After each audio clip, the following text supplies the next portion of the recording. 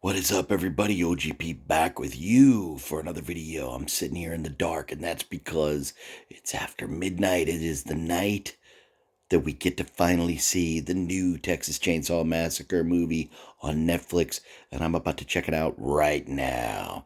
When it's over, I will tell you all my thoughts on this here Texas Chainsaw Massacre movie. I am hoping really hoping it's good. I want this to be good so bad. But we will see. In the blink of an eye or the snap of a finger, I'll be right back to tell you what I think about this movie. I will do no spoilers at first, and then at a certain point in this video here, I will tell you I'm about to go into spoilers, and then if you haven't seen it yet, you could turn it off. But until I tell you, I'll give you plenty of warning to turn off the video. I will not do spoilers. I hate spoiling movies or TV shows for people. So anyways, here we go. Into the movie, back with my thoughts right now. Bam, there we are. I'm out in the garage so I can rant and rave about this movie right here. I'm going to start off for a couple minutes not doing any type of spoilers. I'm just going to say my thoughts on the film, and then after that I'll go into spoilers. I've made a lot of notes. Brought myself a beverage because I got a few things to say.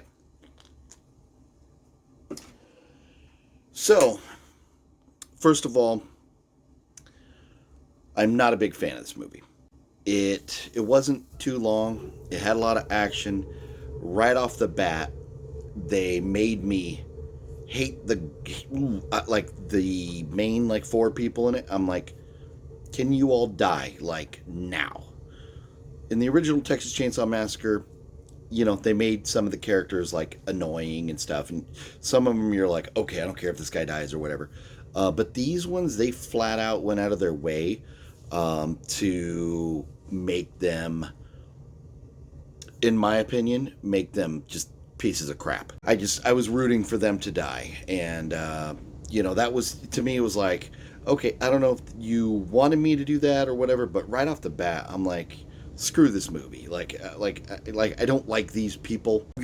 From a horror movie perspective, give me give me a character that I like, that I bond with. That didn't happen. I wanted all these people's heads. So to me, there was no connection to a character. So I was lost. He was like, okay, I'm rooting now for the bad guy. That's like in Halloween. Are we rooting for Michael Myers? Are we rooting for Jason Voorhees in these movies? Or are we rooting for somebody else to survive, like a good guy? I was rooting for Leatherface, just because these characters annoyed me. I did like at the beginning, they kind of bridged a gap, made connection, because I guess this is supposed to be the original Leatherface 50 years later. This is supposed to be maybe a direct sequel to the original Leatherface or whatever. I did appreciate how they got from 1973 to now. That was okay. It was quick, but it got to the point and it bridged the gap. So I was okay with that. But then we got really into the meat of the story, and that's where I have a lot of problems. Before I go into that, I'm just gonna say I do now. I've changed. I've gone through different scales, but on this channel here, Fluffy and I, we do a 1 to 10 rating. This movie, for me, gets a 3.5 out of 10. This movie is horrible in many ways.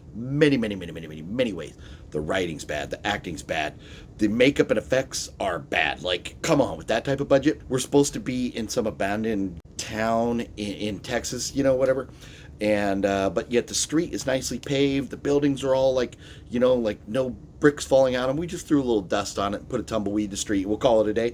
No, that looked like the Warner Brothers backlot is what it looked like. Might not have been there. Might have been Universal backlot. Might have been another studio backlot. But it definitely was not an abandoned town in Texas. I'm going to stop right here, and I'm going to tell you all, from this point on, if you continue watching, expect spoilers. I'm going to start with the spoilers now.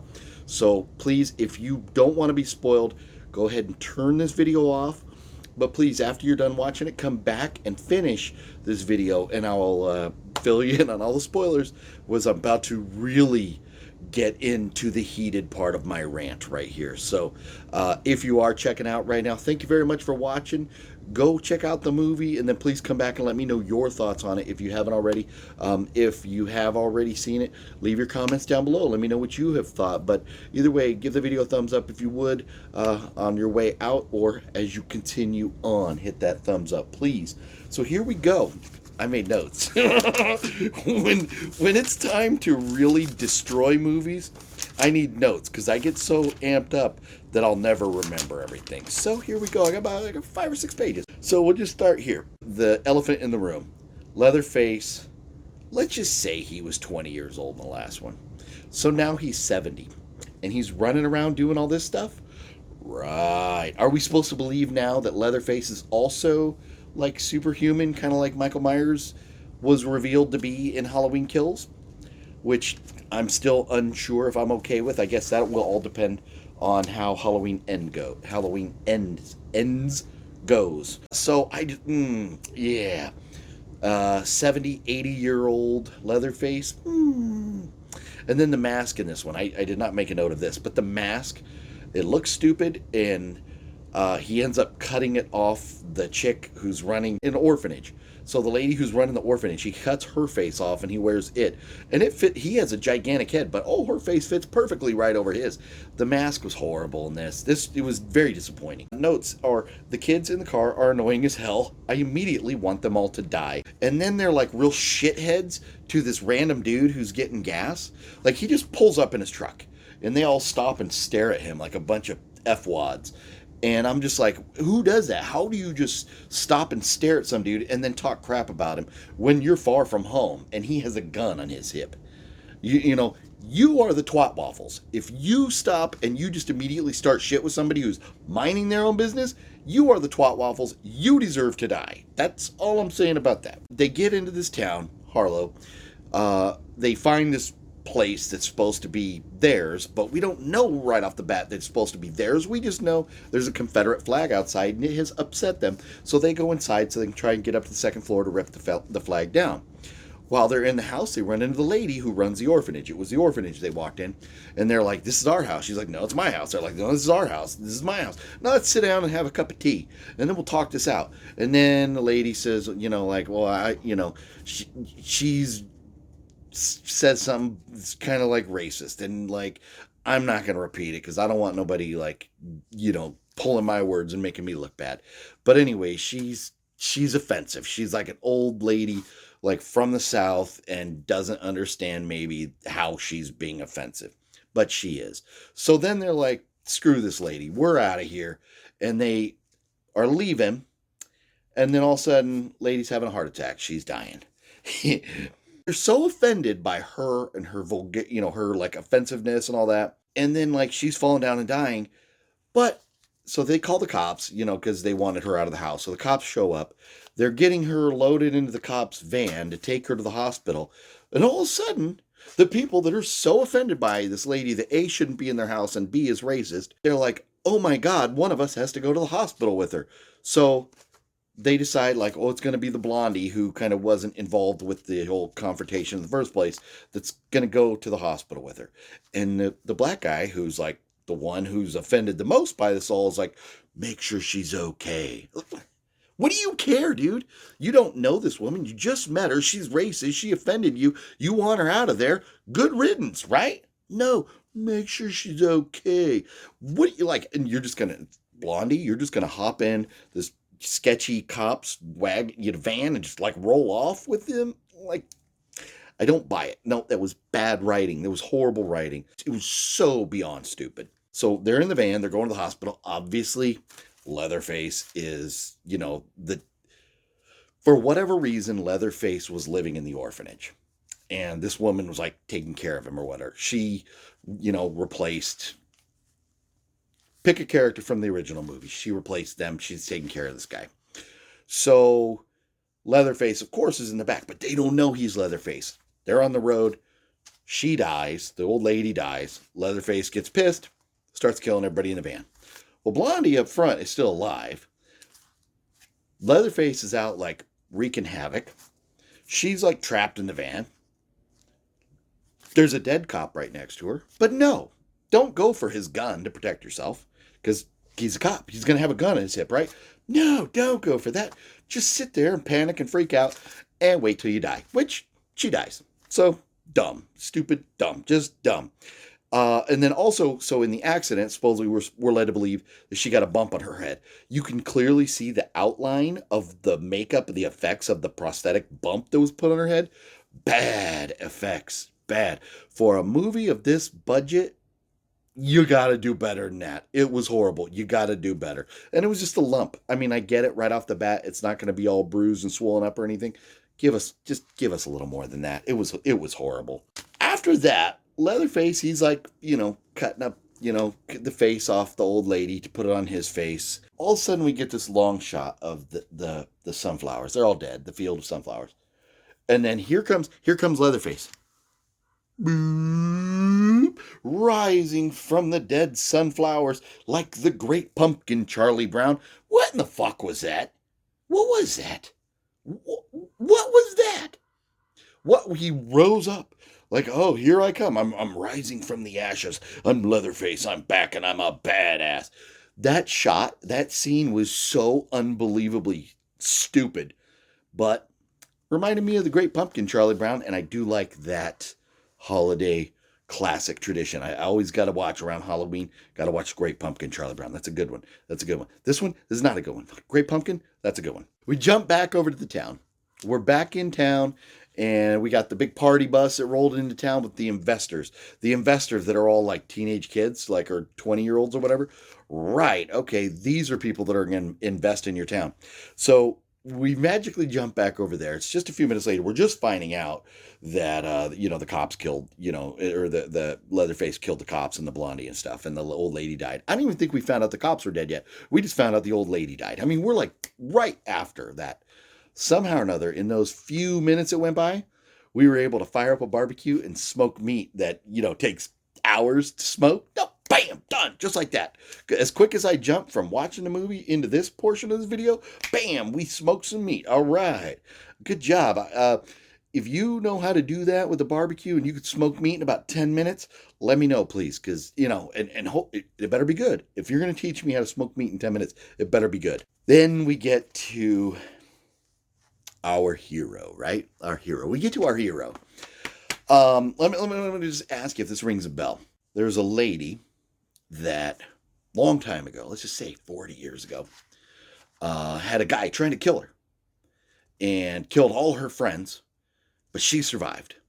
And then she went into hiding. She lived in some old abandoned house, like run down house by herself forever, and taught herself how to be a badass and get guns and all that. Sound familiar? Yeah. Sounds a lot like Laurie Strode, right? In Halloween. Now, this movie directly ripped off Halloween and Laurie Strode getting old and being a badass. It was beyond pathetic how much they ripped that off. This movie didn't have any credibility to begin with, but at this point, I'm just like, okay, this is just a bad joke. This is just a bad joke. So I'm like now even more offended. Not that, Halloween Kills were, two of the greatest movies of all time or, anything, but dude, they just happened a couple years ago. We can't go ripping them off already. So dumb. Then my next note just says, okay, fuck this movie. the black guy, he's in the house, and our killer, Leatherface, gets the big butcher knife out, chops him up, right? Black guy's dead. And he's laying on the floor, bleeding out or whatever. And we're thinking, okay, he's dead. Leatherface takes off. Time has gone by. And all of a sudden, he's awake. What's going on? I'm good. Walk outside, walking down the street. And then we finally get to see the front of him and half his face is hanging off. And then he falls down and dies. Can we die and just be dead? This happens multiple times in this movie where somebody, you're like, okay, they're dead. No, they're not. Oh, they're dead. No, they're not. It was so dumb. So it was sunny. It was daytime. It's bright. They're barbecuing. They're hanging out. It's sunny, right? Now, Leatherface, after he, slashed a dude and, and his face is hanging off, he goes outside and dies. Leatherface is back upstairs and he's hammering on the wall. Hammering. There's like, for some reason, he's got to hammer this wall, which, okay, I don't know why, because he went, like, close the door like he was leaving, but no, he's back. So homegirl's like hiding under the bed, curly haired broad who I'm like, number one, I want this one dead. I want her dead. I want to go to her house. I want to piss on the ashes. I want her dead. That's how much I want this one dead. This is the number one I want dead. And so she's hiding under the bed. Leatherface is smashing on the wall right next to the bed. Like, God forbid you move the bed so you can get in there and hit it better. No, no, no, no, no. Just let the girl hide under there. So she's hiding under the bed. And then we cut back to outside. And we're not partying outside anymore in the barbecue. We're in the bus because it's dark and raining. We were just barbecuing in broad daylight, sunny skies. Leatherface is hammering on the wall. We cut outside. It's dark and it's raining. We cut back inside. Leatherface is still hammering on the wall, and not much work has been done. So does Leatherface really, like, does it take him 3 hours to, like, get through this wall? Or did our director screw up and make time fly? Oh, crap, it's nighttime. I didn't realize it was getting dark. Oh, well, let's just cut from day to night. No big deal. Nobody will pay attention. Nobody will notice that, except for everybody on the planet. So now we're back to Leatherface smashing the wall. Took a while. He pulls a chainsaw out of the wall. For whatever reason, I guess, 50 years ago, he put a chainsaw in that wall right after he killed everybody else. Are we supposed to believe he's going to yank a chainsaw out of the wall 50 years later and it's going to fire right up? I will have to find out, because he doesn't right away. He pulls it out and it doesn't fire up. Will it, though? Let's see. Let's move on. So mechanic goes into the orphanage to try and figure out what's going on. He goes upstairs. Leatherface ends up bashing his head in. That was pretty good. That was pretty good. The effects there and everything, watching his head get bashed in, that was pretty good. So some of the kills in this were pretty good. I'll give them that. So now we're flashing back to our badass Laurie Strode. She's in her truck. She has to pull out her picture. She has this picture of her and her friends in the, what was it, like VW van or whatever that was in the original movie in 73, that they were like traveling in with handicapped dude and all that. She has the picture of them in the van. And like, we've already seen it once, but boop, nope, we're back at it. We're looking at it again. We got to see that picture again for whatever reason. I don't know. She, just maybe motivation for her to do what she has to do or something. So Laurie Strode shows up in town in her car, in her pickup truck thing. The two sisters, the curly hair one that I want dead, and the other one who was like a high school shooting victim for whatever reason. I guess we needed that in the movie. But they show up. She makes them get in the back of the van, or in the back of her truck. And then they're in the back of the truck, and she's like, "It's him, isn't it? Leatherface." And goes into this speech, about her friends. It's like the keen eye for the obvious. Oh, Leatherface. Do you know who Leatherface is? The history. Like, why do we need this? Why do we're watching a movie called Texas Chainsaw Massacre. We know it's Leatherface. You don't have to tell me it's Leatherface. I'm not an idiot. I know there's a lot of idiots out there in the world, so maybe it was for them, or maybe this is just bad writing. You know what? Maybe she said that before she got back into town or something. Maybe she said that when she was in the field. I'm confusing my notes. But at some point or other, she says that. And it's just like, it's so dumb. So Laurie Strode now goes upstairs, and for whatever reason, Leatherface has decided to go back up to his bedroom and pout. So he's there pouting. So Laurie Strode shows up, and she's like, like, he stands up, and she's like, got her shotgun, and she's going to shoot him. And she's like, "Say my name." And all I'm thinking is, say my name, this movie's fucking lame. Does she shoot him? No, she just stands there. And then magically we cut away, and now Leatherface is down at the car where the girls are locked in Laurie Strode's truck. And then all of a sudden he's there. How did he get past her? She had a shotgun. We never saw that. Did he smack her? Did he bonk her out of the way? What happened? Nope, magically, wham, he's down there, got past Laurie. I don't know how that happened. She comes out, and then all of a sudden she's out there, so Leatherface runs off. Why? I don't know. Maybe just so he could run back in and make his grand entrance. It was completely unnecessary and stupid for him to run away and then just run back. Well, anyways, he takes his chainsaw and he sticks it right through Laurie Strode's gut. Lifts her up in the air. She's flopping around. Drops her down. She's got to be dead, right? Chainsaw all the way through here. Heart is in this area. Chainsaw goes through the heart. It's going to kill you right there. Maybe 10, 15 seconds of brain power left. Then lights are out. I'm sorry, you're done. Okay, that's what happens. Laurie Strode's dead. Then he goes back to the car, where the truck where the girls are locked in. And we're thinking, oh yeah, he's right here. He's got the curly-haired girl. She's dead. And then, nope. Didn't get to kill her. They escaped, which I was very disappointed about. I was like, if they don't kill this broad, I'm going to lose my shit. The girls are running away. They're trying to get away from Leatherface. And then magically, oh no, Laurie Strode's not dead. She just took a chainsaw from here to here and she's not dead. She has to give him another speech. You can't leave. He'll haunt you forever. You can't leave. Like, no, broad. You just took a chainsaw. You don't have the ability. Your lungs can't push air out to speak anymore. Your heart is not pumping. Your brain is dead. No, forget all that stuff. That's not important. She's still alive. She's giving them this speech about how they can't leave until he's dead. So she gives them the gun. So I'm just like, this. I mean, it's beyond ridiculous how bad this is now. So then, then you got like the epic battle with the sisters and Leatherface back inside the building. The sisters, even though the one, like, Leatherface throws the chainsaw, boom, hits her leg. I guess it didn't cut her foot off. I would have thought maybe it cut her foot off or whatever. But she falls down. Now she's got a limp, but I guess her foot's still there because she's still able to run or get away or whatever. But the sister, this badass comes in. It was like she was trying to be, like she was trying to recreate Evil Dead or something with this, jumping out with her chainsaw and her crazy look and everything. It was really pathetic. But anyways, they beat him. He's dead. He falls in this water, which at one point he magically jumps out of like a freaking frog. And like, how the hell is 70, 80-year-old Leatherface able to just fly out of this water? Magic, I guess. It's got to be magic. He's dead.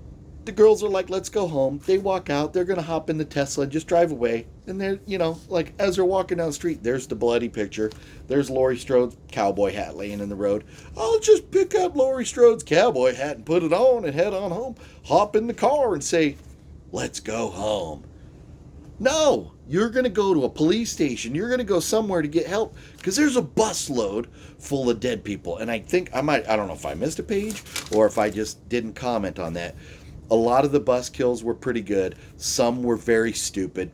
There's one girl, she's like, she gets past him somehow, and rather than going to the door, which was one row in front of her, don't run out the door, open the window and try and jump out the window, which is one bus row seats. One row of seats in front of her before she gets to the door. She's going to hop out the window instead.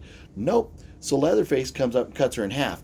But the camera was able to just walk out the door and follow her body falling out the window because it was one row in front of her that she could have just ran out. But no, for good effect, we had to have her try and climb out the window and cut her in half. Cutting her in half looked great.